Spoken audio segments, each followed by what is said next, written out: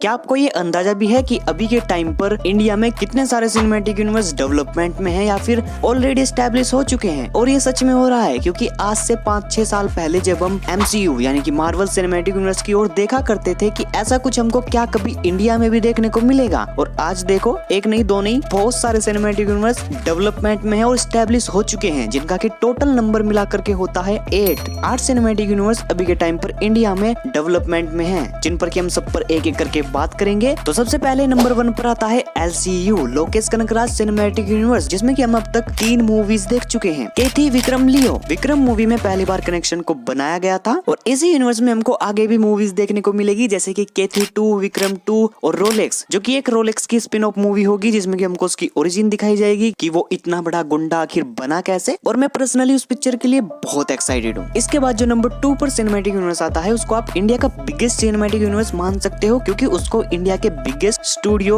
YRF ने establish किया है, that is YRF spy universe, जिसमें कि अब तक टोटल 5 मूवीज आ चुकी है। एक था टाइगर जिंदा है, वॉर, पठान और टाइगर 3, जिसमें कि पठान मूवी में पहली बार मूवीज को कनेक्ट किया गया था टाइगर का उसमें कैमियो डालकर, फिर टाइगर 3 में दोबारा से पठान का कैमियो डाला गया, और इस तरह ये यूनिवर्स आगे बढ़ रहा है। और इसके बाद जो इनकी अपकमिंग मूवीज की लिस्ट है वो इस प्रकार है, पहले आएगी वॉर 2, फिर उसके बाद पठान 2, और फिर जाकर के आएगी टाइगर वर्सेस पठान, जिसमें कि ये दोनों लड़ेंगे। लेकिन इन सब के बीच में हमको एक फीमेल स्पाई वाली मूवी भी देखने को मिलेगी, जिसमें कि हमको आलिया भट्ट और सरवरी देखने को मिलेगी। तो यस, इनके पास दिखाने के लिए तो अभी बहुत कुछ है। अभी के लिए मैं वॉर 2 के लिए सबसे ज्यादा एक्साइटेड हूँ, बिकॉज ऑफ ऋतिक चान है भाई। इसके बाद जो नंबर 3 पर सिनेमैटिक यूनिवर्स आता है, दैट इज अस्त्रवर्स, जिसमें कि अब तक हमको सिर्फ एक ही मूवी देखने को मिली है, ब्रह्मास्त्र पार्ट 1 शिवा। लेकिन इसमें हमको आगे और भी मूवीज देखने को मिलेगी, जैसे कि ब्रह्मास्त्र पार्ट 2 देव और ब्रह्मास्त्र पार्ट 3, और इसके साथ साथ सुनने में ये भी आया था कि शाहरुख खान के साथ वानर अस्त्र वाली भी एक स्पिन ऑफ मूवी आएगी।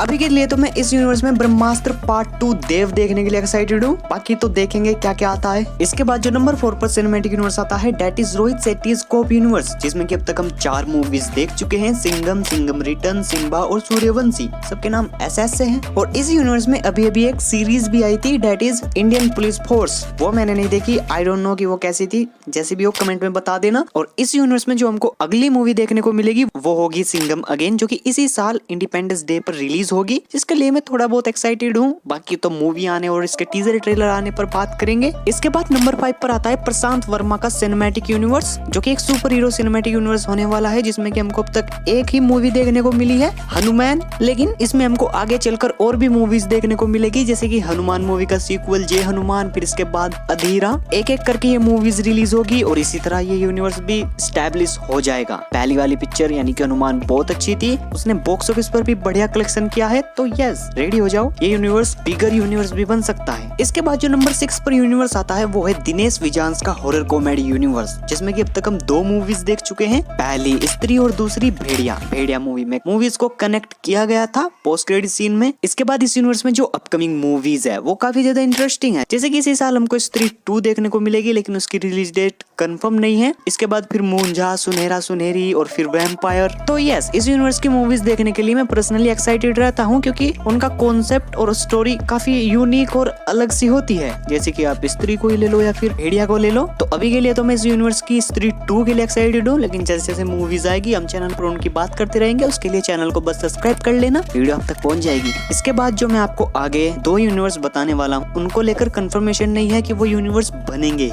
लेकिन पॉसिबिलिटी है कि वो बन सकते हैं, जिसमें कि नंबर 7 पर आता है भोला सिनेमैटिक यूनिवर्स। अजय देवगन की जो केथी का रीमेक आया था भोला, उसको ऐसे ही ओपन एंडेड छोड़ा गया था, और अभिषेक बच्चन वाला वो विलन दिखाया गया था। तो मोस्ट प्रोबेबली इसका आगे जाकर यूनिवर्स बन सकता है, या फिर ये एक फ्रेंचाइजी बन सकती है, क्योंकि उन्होंने उसकी एंडिंग को ओपन ही रखा था, और क्योंकि वो केथी का रीमेक है, तो जैसे केथी से एक यूनिवर्स बना है, तो मे भी हो सकता है कि भोला से भी एक यूनिवर्स बने। क्या बोलते हो? बाकी तो भाई अजय देवगन के हाथ में है, वो क्या सोचते हैं उसका क्या करते हैं। वैसे पिक्चर बॉक्स ऑफिस पर ज्यादा कुछ खास चली नहीं थी, तो मे बी वो उसको ऐसे ही छोड़ दे। और इन सब के बाद एंड में जो नंबर 8 पर यूनिवर्स आता है, दैट इज कल्कि यूनिवर्स। जी हाँ, आपको सबको ही पता होगा कि प्रभास की इसी साल एक कल्कि 2898 AD नाम की मूवी आने वाली है, जिसको लेकर रिपोर्ट कुछ ऐसे निकल करके आ रही है कि ये मूवी सिर्फ एक मूवी तक सीमित नहीं रहेगी, बल्कि इसका एक यूनिवर्स या फिर एक बड़ी फ्रेंचाइजी बन सकती है, जिसमें कि बहुत सारी मूवीज प्लान्ड है। तो मोस्ट प्रोबेबली ये भी एक सिनेमैटिक यूनिवर्स बन सकती है। डिपेंड इस पे करता है कि पहली पिक्चर कितना कमाएगी। 9 मई को पिक्चर रिलीज होगी, थिएटर क्रिएटर्स में।